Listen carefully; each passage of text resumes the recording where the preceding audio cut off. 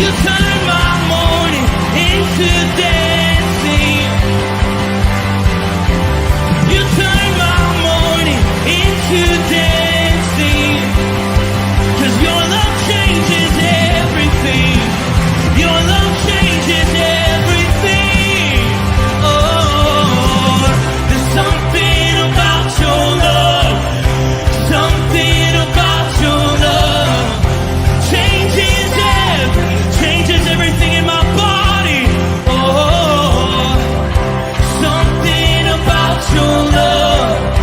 Something about your love changes everything. It changes everything. Something about your love. Something about your love changes everything. It changes everything. Something about your love. Something about your love changes everything.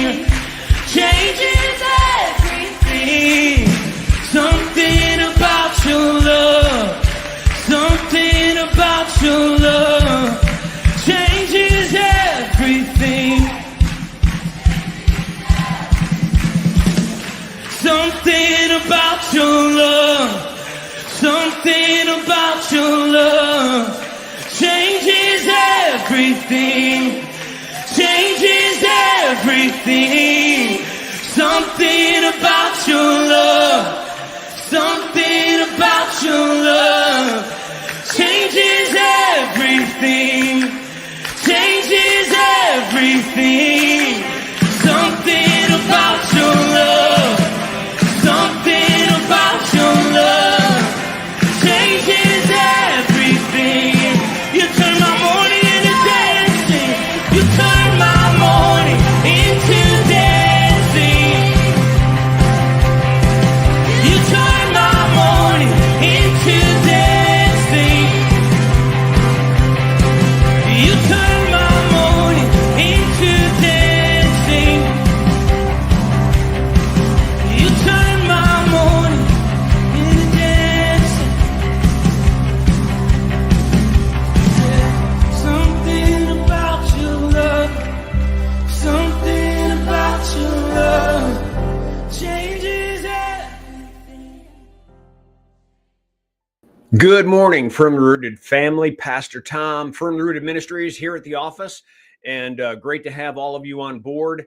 We're looking at the last two verses of Psalm 139, and I will tell you that in my discipleship, Christian walk, Christian life, these two verses are my favorite. These two are the most profound, and they tie into the whole Psalm 139. But I'll get to that in just a minute. Also, let's see some things.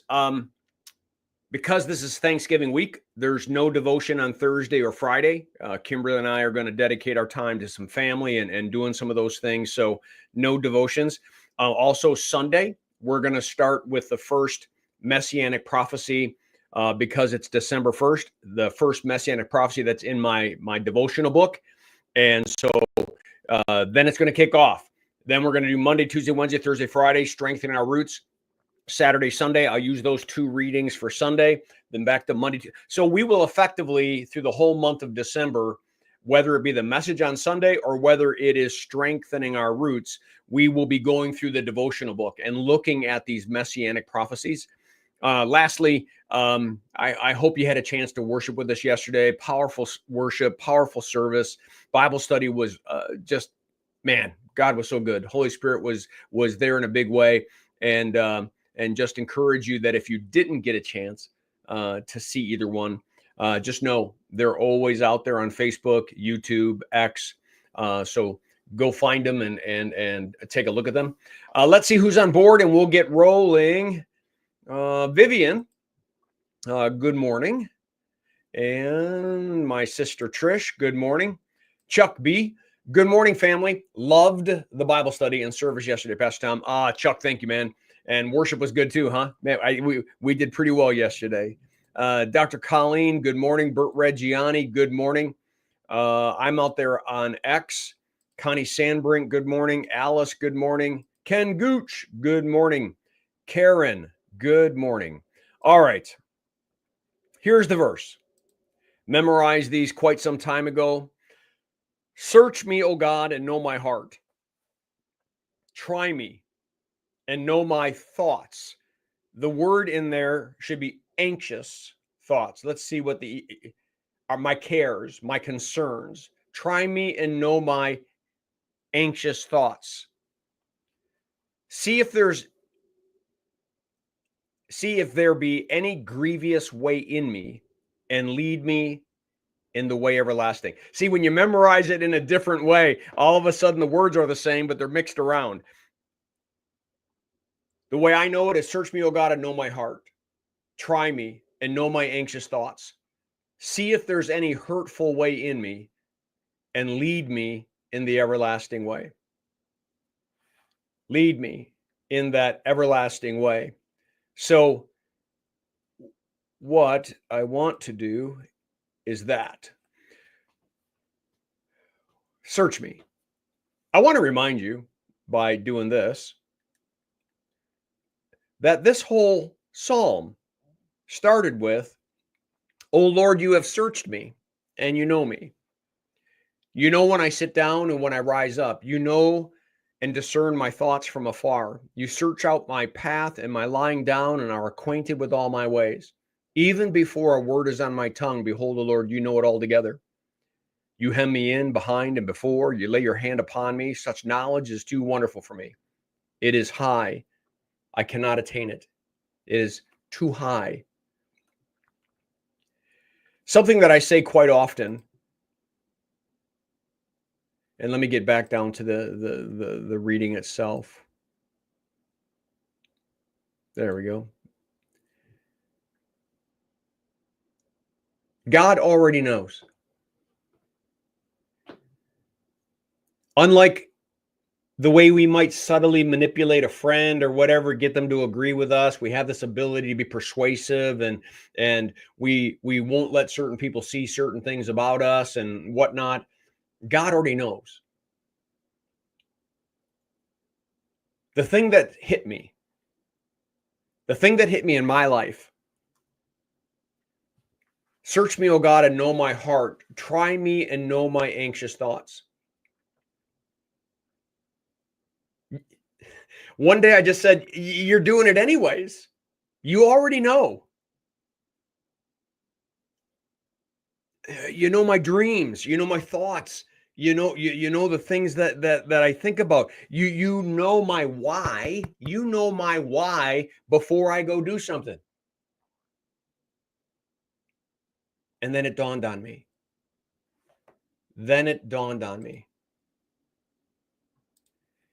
Brothers and sisters in Christ, he wants us to know whether we know that he knows.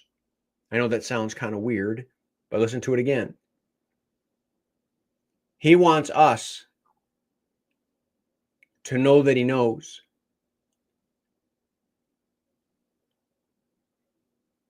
And then he wants to know, do we know? Are we introspective enough? Are we introspective enough that we're willing to look into our why and stop believing that the mask that we put on to fool everyone else is really fooling God? And ultimately, we're playing ourselves for the fool. And so it just dawned on me, God, if you already know, as painful as it is, search me. See if there's any hurtful way in me. And the next section, and lead me. Make me aware of my own why. Make me understand my motives. Make me understand my reasons for saying things and doing things, and lead me in the everlasting way. The whole idea is help me get rid of all the gunk. Help me get rid of all the stuff. Help me get rid of places where I still have roots in the wrong kingdom, and help me to get them over in the right kingdom so I can finally be honest with myself. I said this yesterday. I don't know if it was in the sermon or the Bible study, but at the end of the day, God just wants us to be honest. He already knows. Like, we can't fool him. He created us. He loves us. He's redeemed us. He wants to have an intimate relationship with us, but you can't have it until we're the ones that need to be honest. We really begin to believe that thing that we're portraying out there. We really begin to believe that that's really us. When in fact, we know that sometimes we're just doing it because someone expects us to do it. But in the back of our head, we're saying how stupid that is or how wrong that is. I don't feel like it, right? Search me, O God, and know my heart. Try me, test me, and know all of my thoughts. I don't fear it anymore because I know that you're a God who created me and redeemed me. I know that I'm fearfully and wonderfully made. I know that your motivation, I need to know your why. And your why, God, is because you love me. It's not because you want to judge me. It's not because you want to condemn me. It's not that you want to drill me into the ground. It's not that you want to send me to hell. You want to save and redeem me. You're a father who will continue to pursue me and pursue me and pursue me. So go ahead. Go ahead. And as painful as it may be, search me. And see if there's any hurtful way in me. And the whole idea is, then help me take it away. Get it out of me. Get that hurtful way out of me so that you might lead me in the everlasting way. Everybody, these two verses, they're not what redeems you. It is the why. It is what's necessary if we're going to grow up as disciples of Jesus Christ. If we're going to get beyond just, I know Jesus died for me and I'm a little baby, in faith. If we're going to mature in the faith, it's time to get at the work. And the work is realizing that God already knows it all. So just stop playing. Just one day, stop. And from that moment on, be honest. Tell them what your true motivation is. Tell them what your true fears are. Tell them what your true anger is. Tell them. Don't hide it. Let it out. And he will tell you that he already knows. But what he will do is pull all of that out and guide you in the everlasting way by putting back in his love and his truth, transforming your heart and mind by the power of the Spirit to become something that's honest, that's not plastic. Oh, for the day when people just see us for who we are and they see the transformation that a mighty God has done in our lives. And I know I'm beginning to preach, so I should probably stop, but there's some secrets here about how to become a Christian. And I don't mean becoming a believer. I mean becoming a disciple of Jesus.